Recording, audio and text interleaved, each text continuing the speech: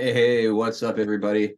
Happy Monday. Thank you guys for being here to kick off another week of broadcast here on 412 Productions.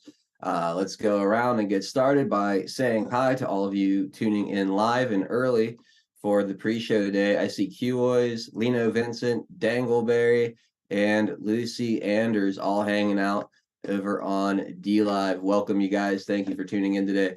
Shout out to those of you guys watching on Rumble as well. Let me jump over there and see who's all hanging out with us so far on Rumble. Joe Elaine, of course, keeping the chat nice and comfy over there. Spiky999 in the house as well. What's up, Spiky? Brian1871, great to see you. Snow Bunny 68, happy Monday. Leo Slayer, what's up, buddy? Hope you're having a good start to your week. And UK Patriot 55 tuning in as well. Again, shout out to all of you on Rumble. Hit that thumbs up button if you haven't already done so. And be sure to take note of the links in the description below. Those of you that are going to be interested in watching the second half of the show today, which will be available exclusively on pilled.net. Speaking of pilled.net, I see many of our friends jumping in to the chat over there in the comfy bunker. It's great to see so many of you. Hit that red pill button as we get started here. Also, be sure to repost the show.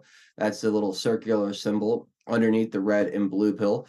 And wherever you're watching, please share the link. Let's see who's all in the comfy bunker today. Scrolling up to the tippy top of my chat. Scrolling. All right, D Richard in there first today. What's up, D? Lightspear Lance in there shortly after. I see Delia checking in as well. Hope you're doing well, Delia. Due Diligence, Floyd, happy Monday, sir. Hope you're having a great start to your week. Joe Elaine, of course, keeping the chat nice and comfy over there as well. Joe, thank you so much for all that you do modding this channel and so many others too. Let's see. Kane Chris, great to see you. Norm, Hang 10 Alien Surfer in the house as well. Happy Monday, Norm. HL Paco, great to see you. Spiky999, double dipping. Great to see you, Spiky. Love seeing you pop up all over the place there. R. Harold, thank you for the cookie. Appreciate you. Patriot714 in the house. What's up, Patriot? Pat McFly, how are you? Great to see you. Barb Robbins out there too. Pip's mom checking in from across the pond over in Wales. Shout out to all of our Patriots abroad. Shane RQ, what's going on? Great to see you out there, Range Pony, and my man Roy Stones and Bones over on the West Coast. Good to see you, Roy. Cali Patriot 14, also over on the West Coast. What's up, Cali Patriot? Jenker 2 in the house. Cynthia and Stuck in New York. Well, I hope you escape Stuck in New York. Due Diligence is a freaking crazy happy almost maple bar cookie. All right. Thank you, Floyd, for the cookie. Much appreciated. Good afternoon, Mr. Gerardo. Hope you're having a great Monday, my friend. Cynthia, welcome. A from PA, great to see you. True Grit, welcome. Fazic, Qhio17, how you guys doing today? Welcome to the broadcast. Space Cookie, what's up, Space Cookie? General Buford and Dread Quarters out there as well. Jenna Seppi, how we doing today, Jen? And Timar, what's up, Timar? Hope you're having an awesome start to your week. Mad Hat 1, great to see you. And Secret Weapon, Dangleberry double dipping. What's up, Dangle? Starwalker 77, Joshua Tree 321 checking in to the comfy bunker. Welcome, Josh. Pat McFly, Mama Patriot 79 out there as well. Wisconsin, how we doing? Dognuts 10, welcome. Tesla Dove, great to see you. Vanita 71, how are you? Welcome, everybody. Let's see, anybody else? Tesla Dove, how are you? Good to see you. Diana R out there. What's up, Diana? Patriot Drummer says, hi, fuckers. I'm mouthy and kind of pissed off. Patriot Drummer, man, shoot me a DM. Let me know what's going on with you, bud. I've seen you've been discontent lately. You know, you've been a regular in the chat. I'd love to know if there's some way we could squash whatever beef is going on here. But hit me up on DMs, man. I would love to see what's on your mind, buddy. Seriously. Zerame, great to see you. Paul Thaddeus, how are you? Boys Blanc, thank you for the cookie. Joella Grayson, great to see you out there as well. Duppy, what's up, Duppy? How are you, my friend? Let's see. Molan Labe in the house. What's up, Molan Labe? Kaiman checking in from South Africa as always. Great to see you, bud. Hope you're having a wonderful Monday so far. I see Cam Cassius out there on Rumble as well. What's going on, Cam? And jumping back over to the mosh pit, I see Silebor, and I guess that's it. Well, I'm not going to hold up the show any longer. Let's go ahead and get this going. Havoc92, how are you? Good to see you. Target Driver, welcome. Good to see you as well. All right. Captain Longboarder, what's going on, man? I'm gonna go ahead and play the intro, and we'll get this party started in just a few moments. We will make America strong again. We will make America wealthy again. We will make America proud again. We will make America safe again. And yes, together, we will make America great again.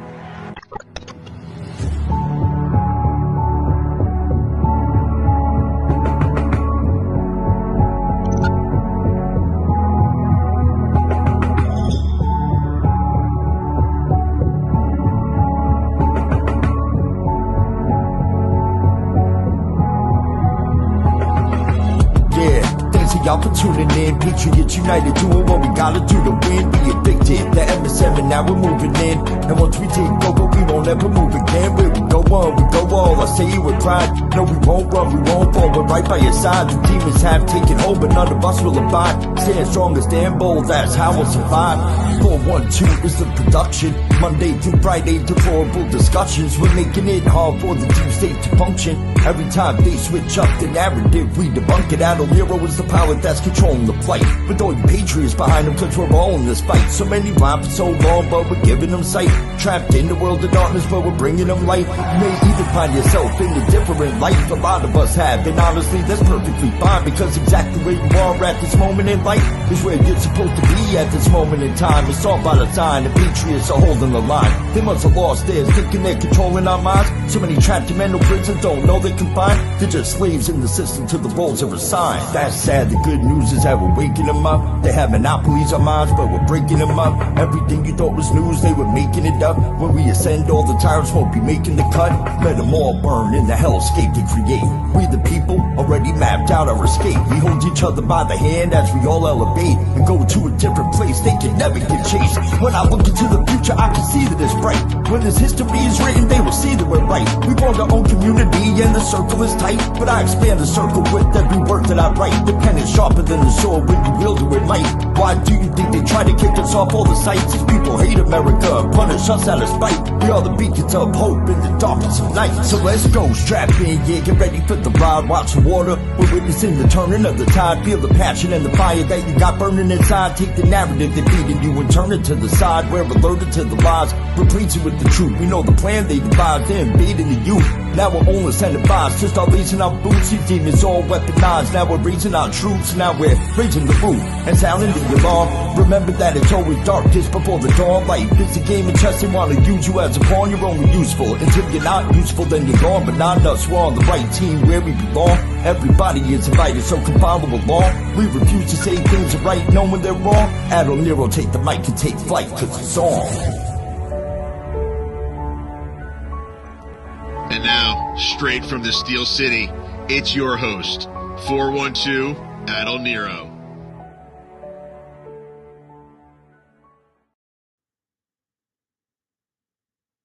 Hey, happy Monday, everybody. We are back kicking off a fresh week of broadcasts here on 412 Productions. My name is Adol Nero. It is Monday, November 13th, 2023. I am hanging out with my good friend, Tennessee Homesteader. What's up, TN? Happy Monday. Happy Monday. Man, a lovely day today. I tell you, Warm. I went out with a T-shirt and then kind of like a what would you call it? Kind of like a thermal type lunch, Okay. right? Like under the t-shirt. Yeah, I know what you. Yeah, Yeah. yeah. And then about 5 minutes later, off came the thermal because it was hot. I mean, I don't know. It's in the.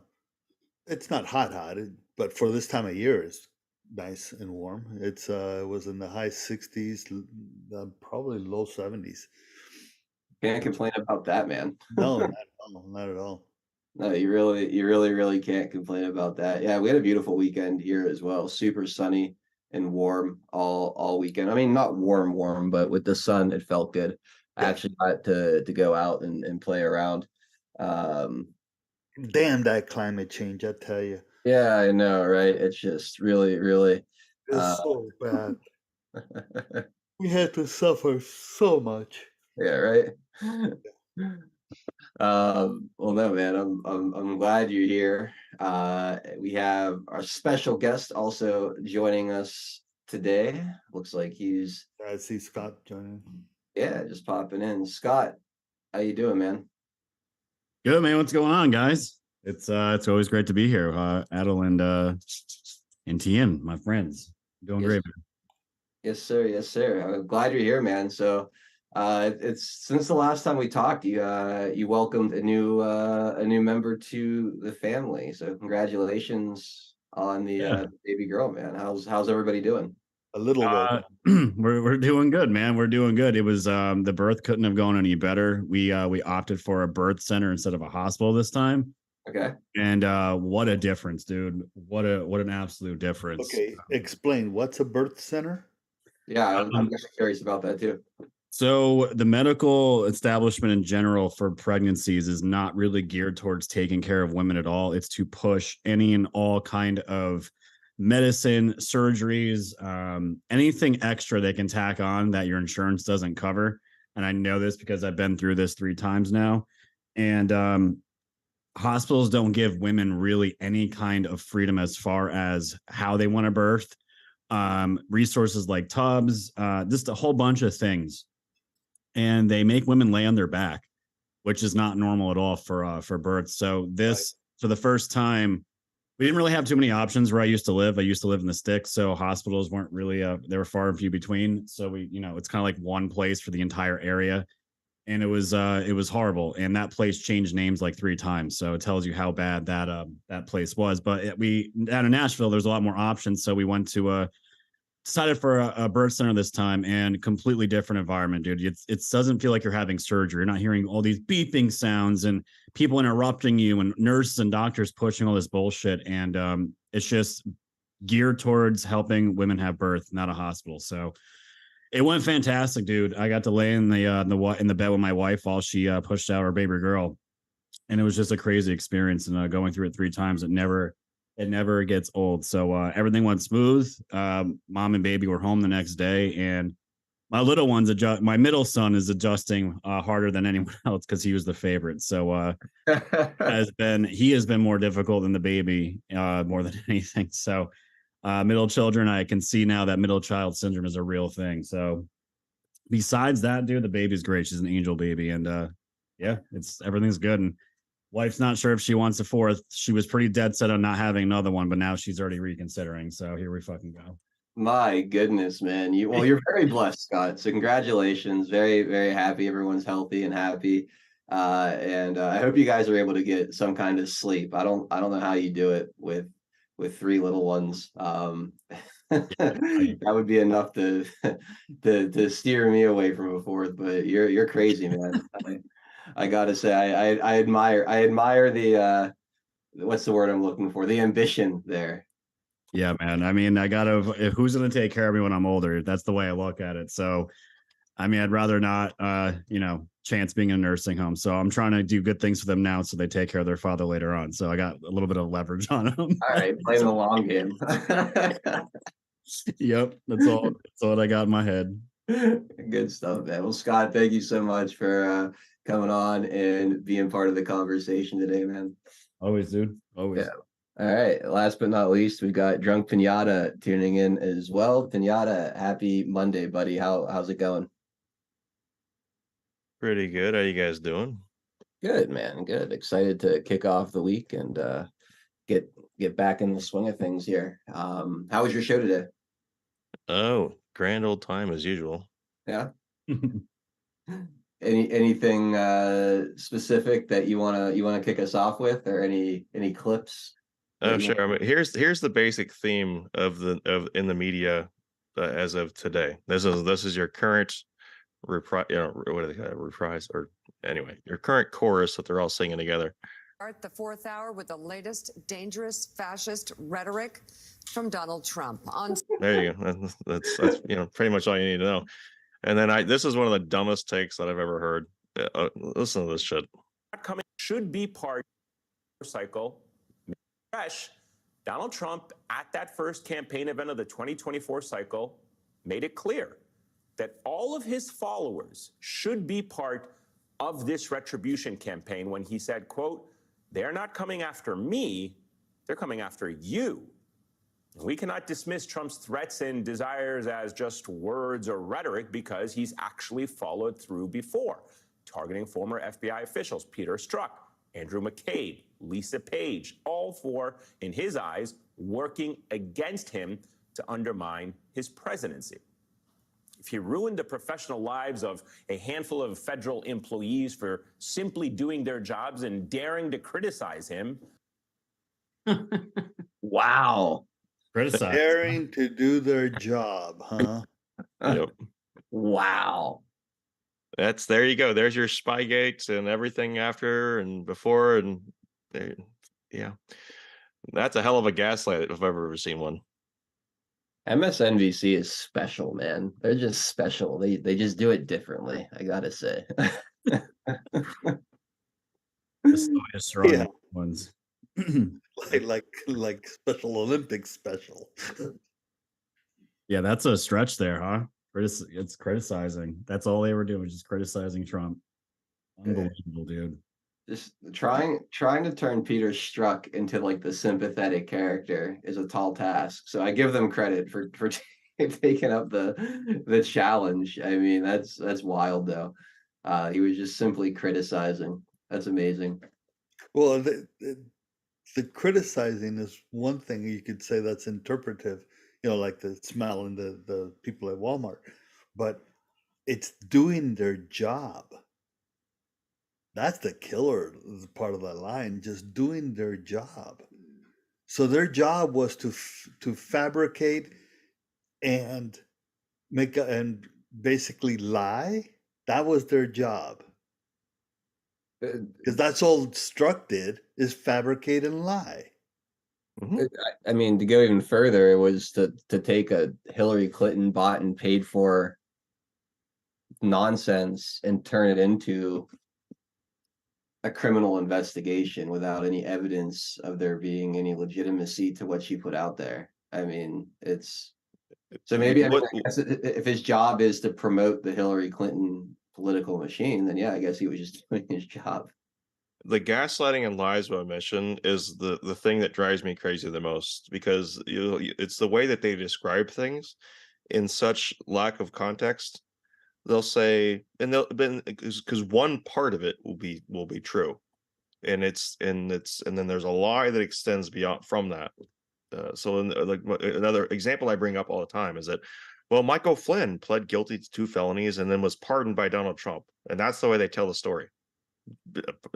Flynn lied to the FBI, was charged with 2 felonies, and was pardoned by Trump. That's the beginning end of their story, and it's infuriating because there's a lot to that, including one Peter Strzok that's involved with that. Yeah. There's a developing theme with what Trump is doing, and I wanted to bounce this off you guys just for a second, if you don't mind. Go for it. It's this whole thing where they've been calling us and using dehumanizing language for the entirety of Trump's term, right? Mm-hmm. So when Trump brought up this term, it really triggered them. And I can't tell you how many times I've heard the word attack used on MSNBC. It's like every other word is attack. and every other word is threat, every other word is fascist, especially in the last 24 hours. So check this out. Saturday, first in a social media post and then again at a rally later in the day, Trump vowed to root out the, quote, vermin within the country. Take a look. In honor of our great veterans on Veterans Day, we pledge to you that we will root out the communists, Marxists, fascists, and the radical left thugs that live like vermin within the confines of our country, that lie and steal and cheat on elections. The threat from outside forces is far less sinister, dangerous, and grave than the threat from within. You know, there had long been a debate during the 2015, 2016 portions of the campaign. Some people had reported that Donald Trump read Mein Kampf or had it next to his bed. We don't really know whether he did or not. There are good sources to that. But again, that's just a debate that went on. I can tell you, though, in 2023, it's irrelevant. Right. Because wherever he's getting those words, the sources come straight from 1930 fascists. One of the bounce sheets for you guys is there's been certain things where the people and the public have been given permission to think about things that previously they could not. And a lot of the COVID stuff is an example of this. As soon as they're like, okay, we're done with COVID, then they were given permission to say, oh yeah, masks are stupid. I can't believe I went along with that. I wouldn't do that again, right? The jabs don't work, this and that. It's obviously a ploy, right, by big pharma. They were given the permission to think freely for themselves. And I wonder if we're seeing something different with Trump, because he's over the weekend, he even said, like, as far as, oh, I'm going to go after these people potentially with the DOJ, and then but it's literally what they're doing with him. So it's like he's putting it out there, and I wonder if you guys see that as a potential strategy for allowing the people that are in that independent mindset. You're not going to get the people on the left with this, but just people that might, so one of these things might trigger them into having some sort of a outside thought, or think about this, that, wait a minute, I've been doing that to this person, or wait a minute, is that the way I've been thinking about these other people? I don't know. What do you guys think? You think it seems like a strategy that's a little over the top, in my opinion, but what is its purpose? So I guess that would be my question to you guys. What do you think his purpose is in this retribution strategy of the rhetoric that's been coming out from him? And is that good or bad? Because I look to the whole, quick trials the comments that he's made is not a good look, right? For as much as we do have a problem, right? But I feel like he did that. He does those types of things to elicit some sort of response. And I wonder, to you guys as the panel, like, what do you think he was potentially trying to elicit a response of by basically shining a mirror up to them in a major session of projection here? I mean, I'll start here. I think it's definitely a way to magnify the hypocrisy, from these people. It's kind of like putting the rope out there, saying these things, knowing it will elicit a response. And I think a lot of free thinking people, obviously, like you said, the people that are TDS level lefties aren't going to probably see it, but anyone halfway moderate, or not driven completely by fear and hatred of the orange man, will look at it and hear the mainstream complain about what he's saying, and quickly recognize that they're equally, if not more, guilty of it. And I think it really exposes and illuminates a lot of the hypocrisy, on the left. And we've kind of talked about it before, how a lot of the different precedents they're setting, whether it's the indicting of a former president, or some of the ways they've kind of broken down attorney-client privilege, or just the different things they've done that were unprecedented up to that point. They really can't run and cry foul anymore. So I think it is to elicit, the outrage machine, and then hopefully, people kind of take that in and realize, wait a minute, you're guilty of the exact same thing, and it starts to break down that credibility of the constant criticism machine that Donald Trump faces. So that's how I look at it. Scott, Tien, I don't know, you guys have thoughts? Yeah, I think right now the Democrats, I've been talking about this show now for weeks, is the Democrats are going through an identity crisis right now. And not just the Democrats, but anyone that's like the woke left.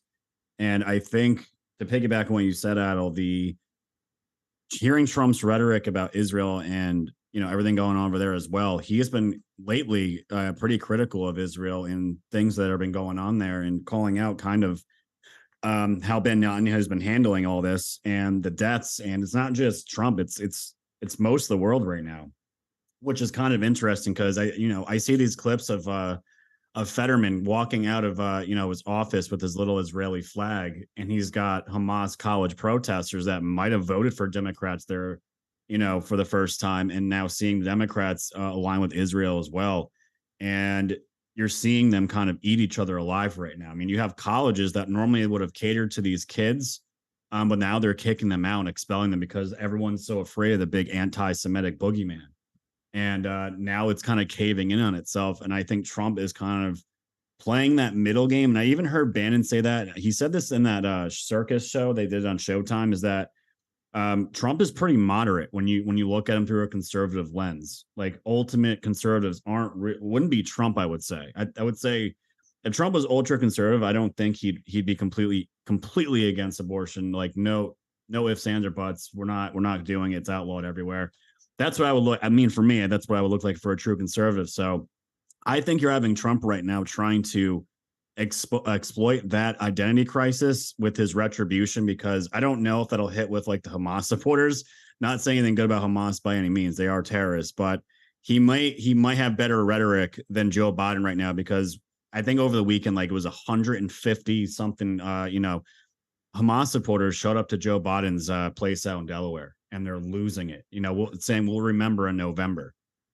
So that the thing is, I mean, Arab Muslims are I don't think they're talked about enough as far as demographics, but that's all going to add up in 2024. So I think Trump is kind of exploiting that too.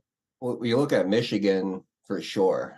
Michigan has a huge community of Arab Muslims, and if they lose that vote in Michigan, they're not going to be able to get out of Detroit in that area what they normally would, which would help them carry the state for sure. So there's definitely something there, especially in Michigan. If you want to just kind of hone in the conversation to one important battleground state, Michigan's a big one. And there's huge conservative areas in Michigan. They're typically carried, the Democrats are, through Detroit, and I'm drawing a blank, but yeah, that large Arab community that typically does vote left may not be there to help carry that election in 2024 because of all this. Definitely.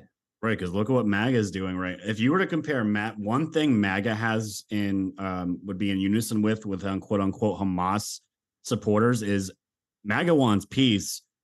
I'm assuming they do too. Like, that ceasefire rhetoric stuff, a lot of people would be in agreement with that right now after going through Ukraine. And Trump's preaching that too, right? What he say in that CNN interview that won a lot of hearts and minds, in my opinion, when he told that girl, we just want people to stop dying. And I think that's what these people want too. And I think most of MAGA wants that as well. Has humanity leveled up in a way, like from a like level of consciousness, like when it comes to war, when it comes to can I finish my thought and then you could jump in? Because I feel like 9/11 happened and it was like, we have to go kick somebody's ass. I feel like that was like the sentiment, Pearl Harbor the same way. Like there was, I feel like, some enthusiasm for like, make these people pay, you got to go to war. I feel like war is it's never popular, but I feel like today there's almost nothing that would make people in favor of a full-out military conflict right now. Like, I feel like the rhetoric, the thought of most people is they want peace. Now, whether it's from a ceasefire situation or whatever, I don't know, but I just feel like there's a lot less banging on the war drums from your average person when these kind of things happen than in the past. Tien, sorry to just like run right through you there, but go ahead. You say no. Why do you say no, Tien? Because the reason you're seeing this right now, because it's not ours, and the poison that is already here in this country is trying to make it ours. And that's the vermin he's talking about. And in reality is when the U.S. gets punched and the people get pissed, that's when you see the people tune change. But they have to be brought to that level. And I'm not saying conditioned into it. I'm saying that's what the reaction is, because you get punched. And right now we weren't punched, and they're trying to sell us that aspect of it. And what I'm seeing right now is the push to have.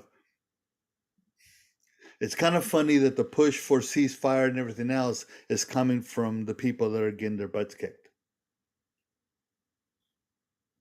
The ones that started it. Right. So you get a lot of that.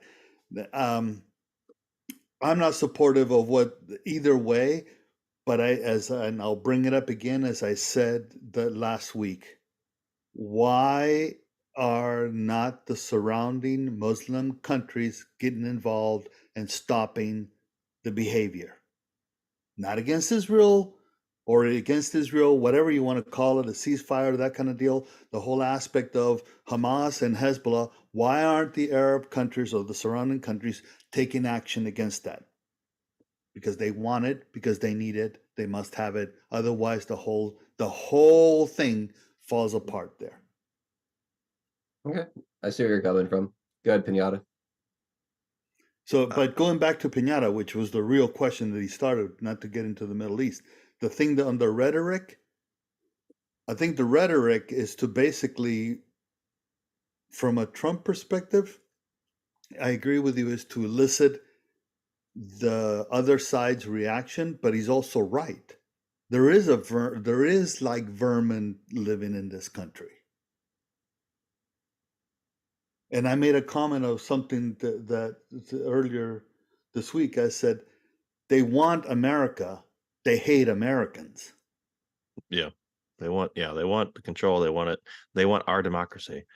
And I'll tell you, based on his comments, I've never heard the phrase "our democracy" attack and fascism so many times in a 24-hour period on my show than I have since he made those comments. And I'm like, you're right. And those are the people they're the ones that are trying to do exactly what they're trying to insinuate that he's trying to do. And it's a recurring theme, because as a matter of fact, who was it? The clandestine brought out Jan Psaki made very similar commentary, and he put it out there as what she doesn't know. And I said, no, she knows very well, as they all do.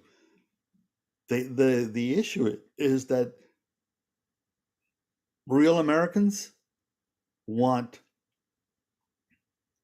this is the way I put it, want harsh, punitive action. Because that is only through that, and that's what they're fearing. Their reaction into fascism and all that name calling and everything else that they're coming out is because they see the wave building, and they're trying to put it on to Trump causing the wave. No. Trump is just reflecting the wave. Yeah, I think that's spot on, Tien. I mean, it's holding up the mirror for sure. And that's what I know that's what he's doing. But I'm like, what's to what end? What response? And is it just to further illuminate what's really going on, shine light on it? I guess that's based on your responses. I guess you guys we're all kind of at least in agreement that it's drawing attention to it, and there will be a positive outcome from it. Is that what I'm getting? To drawing attention to it. I think so. I mean, because they're trying to couch it as like, oh, well, this is what he means to do exactly. He's literally drawing on this because he wants. We understand that's not really what his goal is, but they're trying to portray it that way. I wouldn't be too sure. I mean, I don't mean the No. I'm Constitution. saying that what they're trying to portray it, Tian, is that he literally wants to come in and literally be a dictator and eliminate the government, and like, no, not Oh in yeah, not in just theory, but in practice. That's what their yeah. rhetoric is. No, Yeah. and the reason they have to go down that path is because they know what would happen if and when he comes into office. Yeah. Another aspect that they were trying to portray is that they say that, well, our democracy will be over, and that is the case, because what do they see our democracy as? Is Their that they're, control. their control, and so they call him winning the presidency an authoritarian thing. Well, that would because the Article 2 is able to operate freely, and they don't want that. They need to have that cemented position of uniparty throughout all the branches, right, of infiltration, and they can't have that. So that's why they see that as an existential threat, because you would have that Article 2 operating independently, and they can't have it. Yep. So I need to take care of our sponsors here, and then we can get right back into this. But I don't want to go too much further without doing the sponsor ad. So first we have Earth Garden Botanicals. We love this company up in Montana, run by our friend Jolene. She's an herbalist, a health coach, a total badass. She makes these amazing products up there, like the CBD oils. All the ingredients for the CBD products are grown locally, organically on small Montana farms. Super cool. The products are amazing. I love the tinctures. I love the way they taste. There's a lot of great flavors to choose from. There's a CBD oil for pets as well that works really well. And the R&R Delta 8 nighttime gummies will help you get a good night's sleep. There's arnica salve for sore muscles and joints. You better believe, after helping my brother move into his new house over the weekend, I was using this stuff on my shoulders, my back, my neck, after carrying a bunch of heavy furniture on and off the truck, up and down the stairs. This stuff was an absolute godsend. And beyond the CBD and hemp products, you have fire cider for clearing your sinuses, elderberry tonic to boost your immune system, 4 amazing teas if you're a tea drinker to choose from, sunshine and pine needle tea, serenity to calm your nerves, golden potion tea, elderberry tea, a lot of great stuff there. And then, of course, the critter juice as well, keeping the mosquitoes away. I swear by the critter juice. It is really a wonderful product. It works extremely well, better than any other bug spray I've ever used. And the best part is it doesn't smell bad or leave you feeling sticky or gross. Yeah, it's a great product. So go check these out. 10% off using promo code 412 over at earthgardenbotanicals.com. And then we also have our very good friends over at Integral Networks, integralnetworks.com. This is a third-party IT provider located up in the Northwest. They serve the entire United States. They're America first. They do an amazing job saving all kinds of companies, sizes, and organizations time, effort, and money on their IT services with a number of different products and services like the Integral Secure Workspace, allowing you as an IT administrator to set up your user's desktop virtually on an Integral Secure server. And what this allows you to do is you get to manage all the software and applications from a central location rather than dealing with that on each individual machine. And the big benefit is the data security aspect, where all your company data would just live on the server where your employees would log in and do their work rather than them carrying it around on their local machines. Way safer, way more secure for your company and your data. They offer a lot of other things besides that, whether it's cybersecurity, data backup, and recovery. They do Cisco installation and consulting as well. So if you have like a large commercial network that needs Cisco devices, that is no walk in the park. That's not easy to set up. They can make sure you get through that with as little trouble as possible. And they offer a whole host of other things as well. Basically anything you would expect in an office building for an IT help desk to provide, they do it. But the best part is you don't have to hire all those people and build out all that infrastructure. That all kind of comes in the packaging of what Integral Networks offers. So it saves you, like I said, time, effort, and money, providing the IT support you need to make your business a success. So go check out integralnetworks.com. The phone number, 916-626-4000. That's 916-626-4000. Or check out the website. They got a contact us page here with other options as far as how you can get a hold of Integral Networks. for all of your IT needs. So let them know 412 sent you. And huge thank you to Integral Networks and Earth Garden Botanicals for sponsoring today's show. Also, while we have a quick second here before we jump back into the conversation, just a quick reminder to all of you guys watching across the interwebs that this show is available in the second half exclusively on pilled.net. So about 10 till the top of the hour here, we will be closing out the other platforms, Rumble, YouTube, CloudHub, Odyssey, and Twitter. We'll be shutting those down and be going exclusively on pilled.net. If you'd like to watch the second half of the show, we've made the links to the Comfy Bunker available to you in the video description beneath Rumble and YouTube. Super easy, just click, it'll drop you right on into the show. Yeah, we appreciate all of you guys and thank all of you guys in advance who are going to jump over and continue watching on the second half of the show. So again, that's down below in the video description on Rumble and YouTube, how you find pilled.net, the Comfy Bunker, the home of free speech, where the second half of this show is available exclusively. And those of you already watching on pilled.net, please be sure to hit that red pill button and repost the show for us. Share the link, help us continue to grow on the platform and throughout the interwebs with your shares. We really appreciate it. All right. Let's just to wrap up the whole foreign policy discussion. So we kind of went into foreign policy. Here's the current state of the regime propaganda on Biden's foreign policy. Here you go. You have some country club Republicans. You actually have corporate Republicans. You actually have Main Street Republicans who are treating this just like any other election, who are treating this like it's 1988 or like it's 1992. And they're like, well, of course, if, Trump's the nominee, I'll vote for him. I'm not going to vote for the Democrat. I'm not going to vote for Biden. Like, of course, we could have that argument on why in the world wouldn't you vote for Biden, the best foreign policy president since George H.W. Bush, and the guy that's had more successes bipartisan wise. My God, you'd have to go back to maybe LBJ for what? Yeah, he's the best foreign policy. What world is he living in? The best foreign policy in the past 30 years and the best bipartisanship, cooperation, and successful policy since LBJ.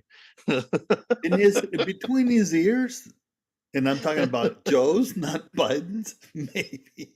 What foreign policy success has he had?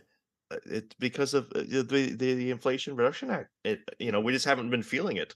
They just need to be told to reflect it in the polls that they're doing, that their work is being, it has been good work. It's like these people are so out of touch. It's like, no, those are the people that have no concept of any of the policies that you're implementing, but are the people that are living in them. Those are the people that are telling you it's not working. It's just that the gaslighting is not working, but they're still continuing on with it anyway. And so I don't expect that to change.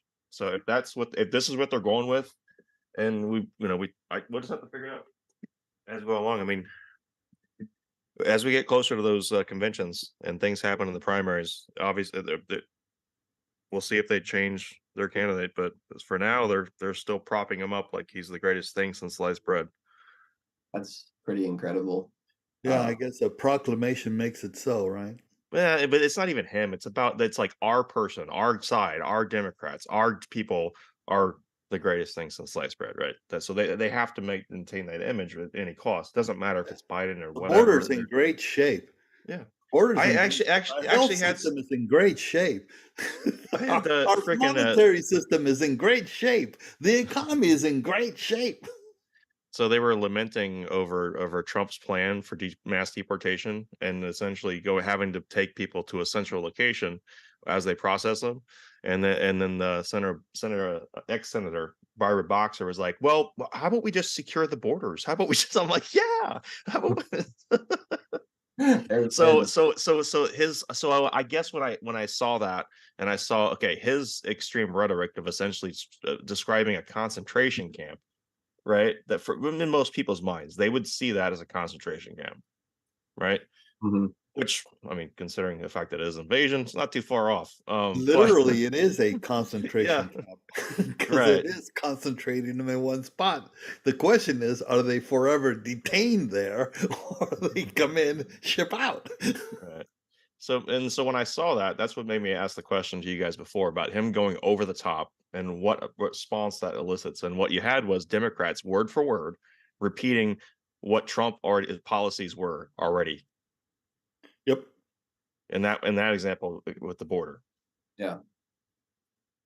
So kind of sticking to this theme a little bit, Scott, I was curious to get your take because I had this written down on my notes today of things I wanted your thoughts on because we've had conversations about this, but I'm sure you've seen the images of the protests, the pro-Palestine protests, and Yeah. you've seen them in France, you've seen them in London, hell, in New York City even. They had the director of CARE out there talking about how all of Western civilization better watch out, how prosecutions are coming for all of these Western leaders and things like that.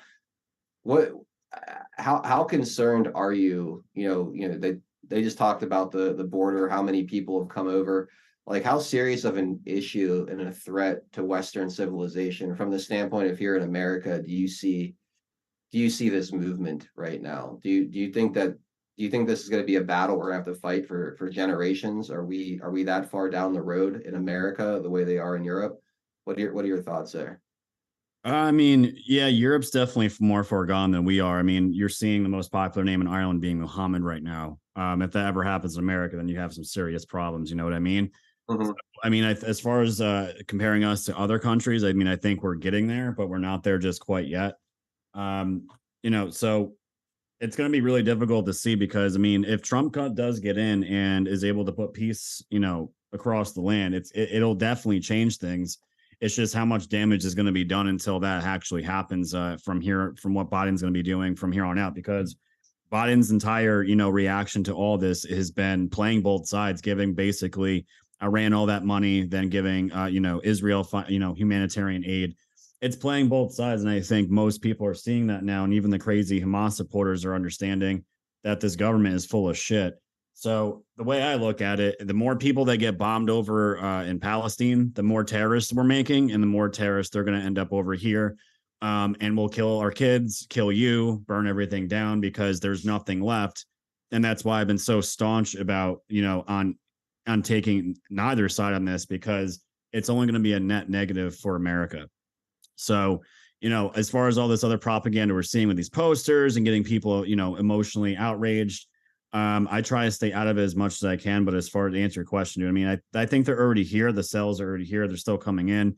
And the more that we're going to kill these people or cheer it on in any kind of way, I'm not talking about us. I'm just talking about like the country in general, this bloodthirsty, demon that some people still have. And that kind of, what Pignon had brought up before, NTN, about, do people still want war? I think a lot of people have cooled down on it, but not enough, if that makes sense.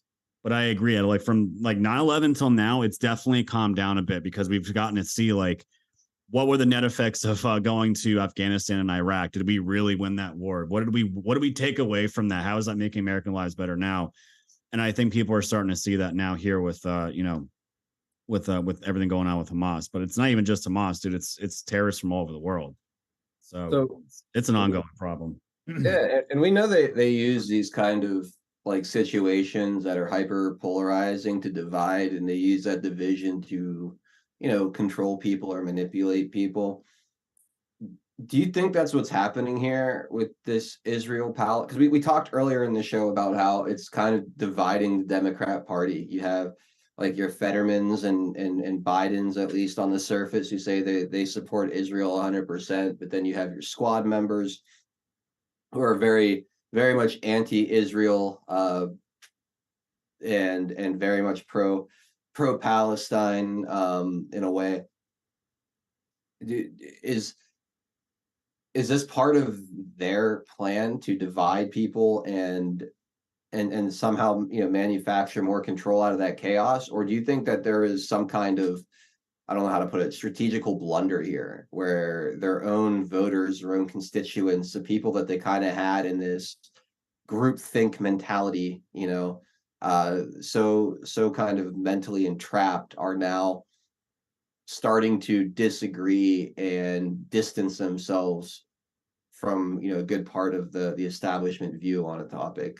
I don't know if I'm asking this the right way, but do you think that this is all intentional, or do you think that this event has forced some discord within demographics that really don't benefit them? Do you understand what I'm asking? Yeah, for sure.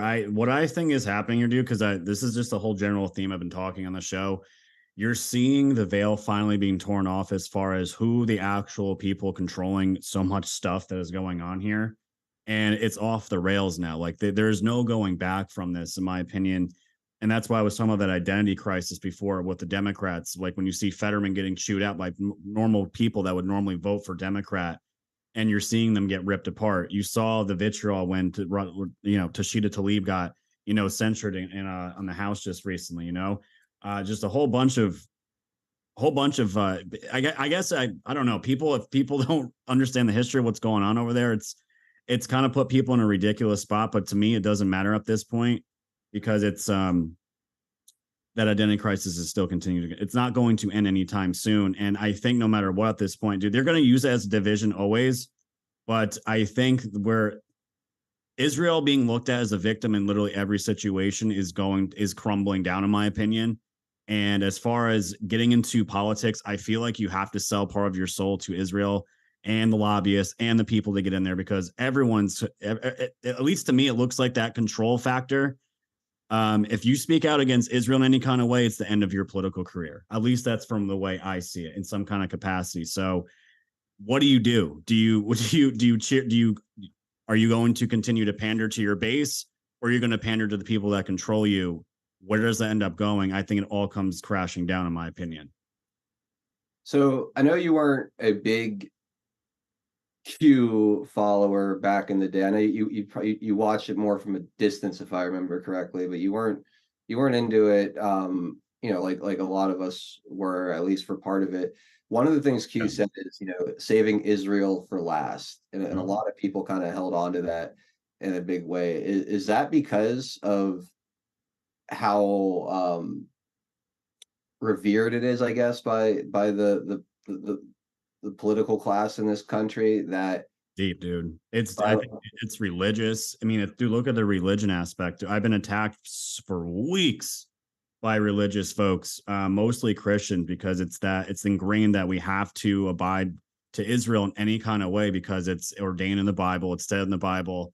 And I feel like that is just being let to me, dude. It's like Israel is almost no different than Ukraine in a lot of ways, because it's still siphoning our tax money away to so-called allies. And I don't even know anything of those benefits of what has benefited America for all these years. So yeah, the whole Israel for lasting. I mean, yeah, the first 3 months that Q was dropping, I didn't believe it. I was so hell-bent on disproving it. That's how I ended up getting into it in the first place. Yeah. And I got extremely red pilled from it with the timestamps and the zero deltas. And I was like, oh shit, this is legit. But yeah, I always remember that. And I've always had that running theory, like what's going on in the world. That's why I got so into the canal stories and the Ben Gurion Canal and the canals that Iran wants to build, Turkey.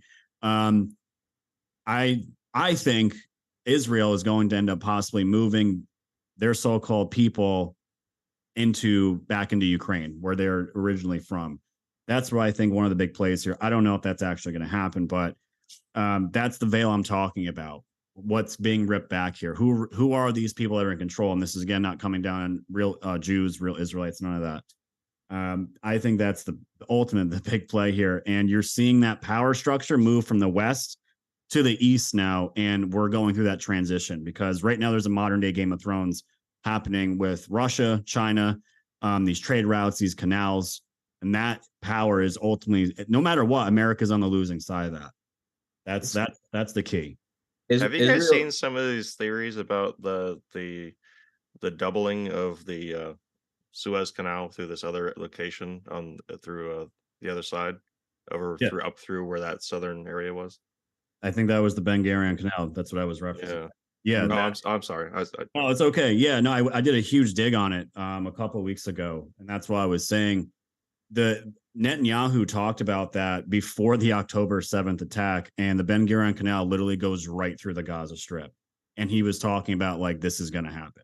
It wouldn't be the first time, because a lot of the stuff, if I understand, what Iraq, Iran, a lot of the balkanization and the movement in those areas was because of gas pipelines, right? Energy pipelines trying to go up through Europe. Correct. And there's also huge gas reserves right in the Mediterranean Sea, right where Gaza is. So you mean there's a pattern here? Oh my gosh. No way, dude. That's why I'm saying this kind of circumvents all the religious stuff, all the propaganda stuff. You have people here fighting for their futures, and those canals make billions and billions of dollars, and America's not making anything on the Suez Canal. It's all Egypt. Sorry, Adel. Yeah, this goes into a whole bunch of things. But yeah, when saving Israel for last, I don't know what that's going to look like for relations with Israel and the United States right now, dude. I don't know. I guess I look at it as an opportunity, right? Like usually the establishment and the people that kind of follow those narratives and defend those narratives are very much in lockstep with the way they think. Every story, they have the same spin, the same talking points, the same narrative around it, whether it's the normies, that consume it, or the people that you actually see pushing it.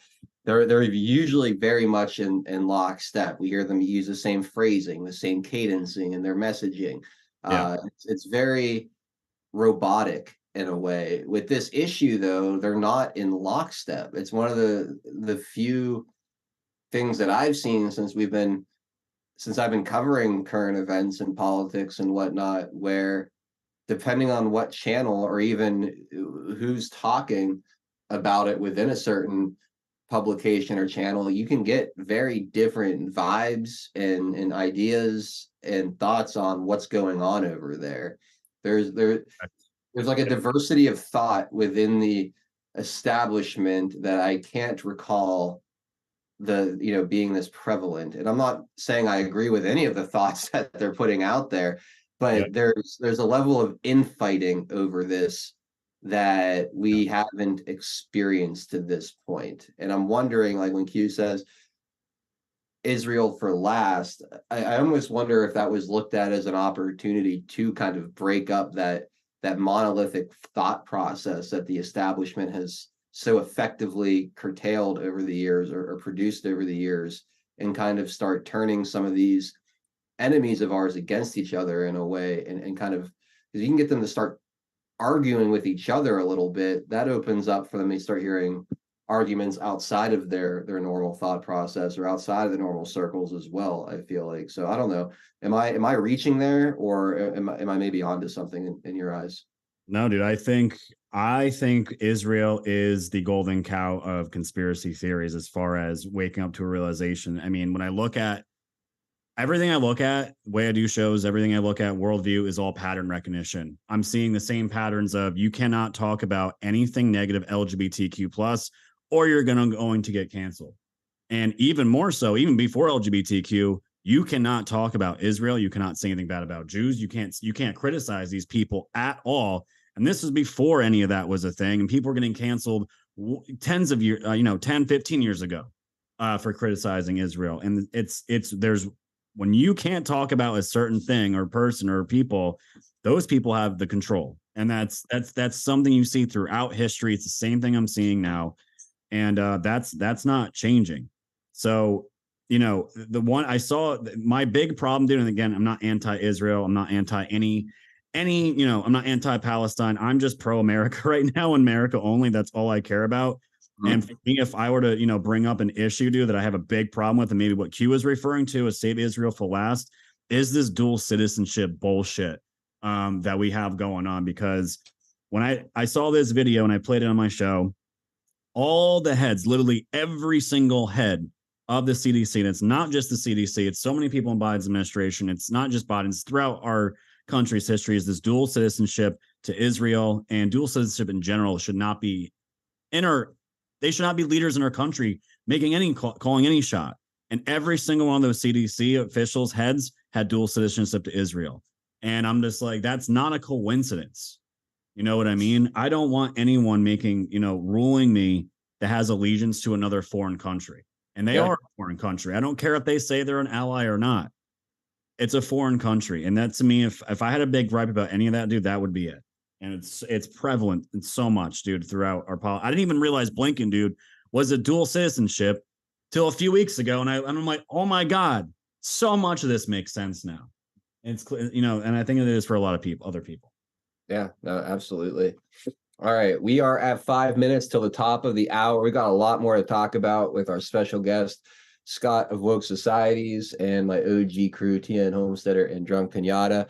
Here on the other side of a little break, we will be going exclusively over to pilled.net for the remainder of today's broadcast. Those of you guys watching on Rumble and YouTube, it's really easy for you guys. Just got to scroll down below into the video description, and you'll see the links on how to join pilled.net, or just jump right on into the broadcast on pilled.net with those links. So make sure you guys come over and hang out with us for the second half of the show. I'm going to pop these links into all the various live chats as well, so you guys can have it on DLive, Rumble, and YouTube.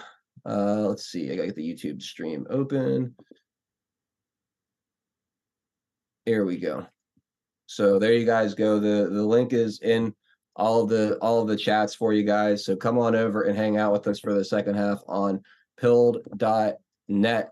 If not, we'll catch you guys on the flip side tomorrow at 4 p.m. Eastern time. We'll be back in just a moment.